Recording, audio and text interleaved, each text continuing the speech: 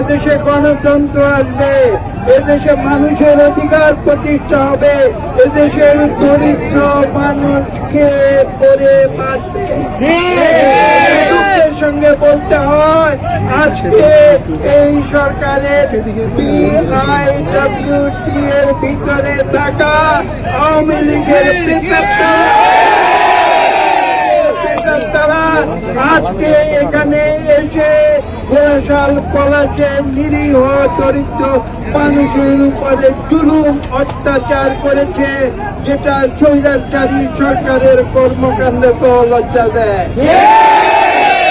আজকে বলতে বাধ্য হচ্ছি এই BIWT বিগত 15 বছর যাবৎ বাংলাদেশের জলাভূমি নদী থেকে হাজার হাজার কোটি টাকার বালু লুটপাট করে দুর্নীতি করেছে এই BIWT। আজকে ঘোড়াশাল পলাশিয়েছে, তারা আইন দেখাতে চায়। কিসের আইন? দরিদ্র মানুষকে শোষণ করা কি কোনো গণতান্ত্রিক দেশের আইন হতে পারে না?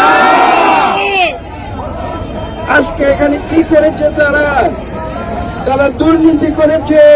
এটা আজকে স্পষ্ট হয়ে গিয়েছে যে স্বৈরাচারী সরকারের বিদায়ের সঙ্গে সঙ্গে তাদের যে দোষর, তাদের যে পেশারটা, যারা দুর্নীতির মাধ্যমে মানুষের কাছ থেকে ঘুষ খেয়ে যারা দুর্নীতি করেছে, অন্যায় করেছে, আইনের বিরুদ্ধে কাজ করেছে, তারা আজকে ঘোড়াশাল পলাশে এসে এখানে নিরীহ মানুষের কাছে ঘুষ না পেয়ে তারা তাদেরকে অন্যায়ভাবে উচ্ছেদ করেছে। স্পষ্ট আজকে সেই অন্যায়কারী BIWT কর্মকর্তারা যদি এখানে আসার পরে তাদেরকে ঘুষ দেওয়া হতো, তাহলে তারা হাত গুছিয়ে তাদের বুলডোজার ফিরিয়ে নিয়ে তারা ঘরে ফিরে টাকা। আজকে আমরা সেটা হতে দেই নাই। আজকে দ্বিতীয় স্বাধীনতা পেয়েছে বাংলাদেশ, এখানে গণতন্ত্র হবে, এখানে দুর্নীতি দুঃশাসনের রাজনীতি প্রশাসন চলবে না। বিচার করে দিতে চাই এই দোষর যারা ঘাপটি মেরে আছে আজকের অন্তর্বর্তীকালীন সরকারের বিরুদ্ধে, তারা এইসব অপকর্মের মাধ্যমে এই অন্তর্বর্তীকালীন সরকারের উপরে বদনাম টেনে আনছে, যাতে বাংলাদেশের মানুষের মনে একটি ধারণা হয় যে এই অন্তর্বর্তীকালীন সরকার বুঝি জনবিরোধী কাজ করছে। সরকারকে আমি হুঁশিয়ার করে দিচ্ছি, আপনারা যদি সতর্ক না হন, আপনারা যদি আপনাদের প্রশাসনের ভিতরে এই আওয়ামী স্বৈর শাসনের প্রেতাত্মদের চিহ্নিত করে পরিষ্কার না করেন, তাহলে এইভাবে পদে পদে আপনারা ধিক্কৃত হবে, দোষারোপ করবে। আজকে এখানে 800টি দোকান তারা ভেঙে দিয়েছে, যার উপরে নির্ভরশীল 5 থেকে 10,000 ঘোড়াশাল পলাশে দরিদ্র মানুষের জীবনযাপন নির্ভর করে। তারা কি খাবে, কি বাজার করবে তার কোনো নিশ্চয়তা নাই।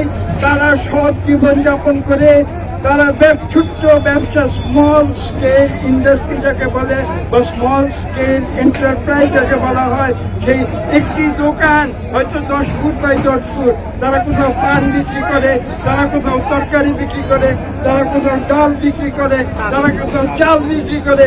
এগুলি করে তারা নিজের সৎভাবে নিজের জীবিকা উপার্জন করত। আজকে এই BIWT কার্যক্রমের কারণে তাদের সৎ জীবন যাপনের পথ তারা বন্ধ করে দিয়েছে। এটা কোনো গণতান্ত্রিক দেশের আইন হতে পারে না। আজকে আমি এর তীব্র প্রতিবাদ জানাচ্ছি। এই ব্যবস্থা নিতে এখানকার জেলা প্রশাসন এবং এখানে উপজেলা প্রশাসন, এই উভয় প্রশাসনকে বাইপাস করে ঢাকা থেকে দুর্নীতিবাজ কর্মকর্তারা এসে এখানে এই অপকর্ম সেরে গিয়েছে, যাতে এই তত্ত্বাবধায়ক অন্তর্বর্তীকালীন সরকারের বদনাম হয়। এটা কোনো এটা কোনো সরল বিশ্বাসের কাজ নয়। আজকে তারা আইন দেখাতে এসেছে।